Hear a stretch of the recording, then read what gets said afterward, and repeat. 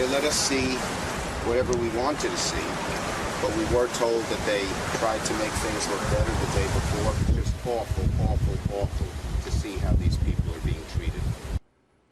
And he wants to meet with the President of the United States, and the President of the United States saying he would be happy to meet with Senator Chuck Schumer and soon. All of that after the senator's visit to the border, to Immigration Attorney John Gihon, on what fixes we might expect maybe from that powwow. What do you think, John? Hi, Neil. I think the president is going to get together with Senator Schumer, and they're going to try to come up with some sort of deal. The president is always negotiating. He's always trying to use every power that he has and every tool that he has to gain a position of strength so that he can negotiate with the opposite side, because he can't get anything done on his own. He thinks that now that the Democrats have gone to the border and seen firsthand what a crisis it is down there, both humanitarian and a legal crisis, that they absolutely can't deny that something needs to be done, and he can put pressure on them to act on immigration reform now rather than waiting until after the elections.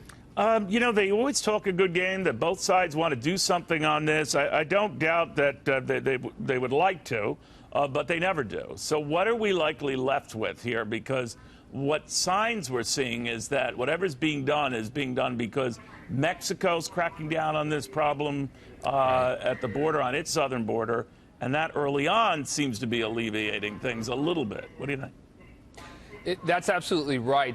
Mexico has really stepped up, and it's been under threats from our administration. But they've really stepped up and done things in Mexico to people who are coming in from the Northern Triangle countries that we simply can't do under our laws. And so Mexico can just stop them, detain them, and remove them in an expedited fashion, where most of those individuals, if they made it to the United States, we could not do that. And so Mexico is afraid of tariffs. They're afraid of all these threats the president has put on them. So that has really started to stem the tide, along with the extremely hot temperatures in the Southwest. It's normally dives down this time of the year, the illegal border crossings.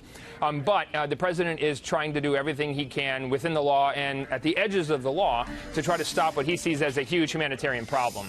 You know, it's a huge humanitarian problem, and it's built simply over certainly the last year or two with the throngs that have come over. And there was no way anyone could have been prepared for those numbers. I'm not excusing Republicans any more than I am Democrats, but a lot of these facilities were built during the Obama administration for crowds they suspected would be far smaller. So when can we get past the political posturing and just dealing with the crowds as they are?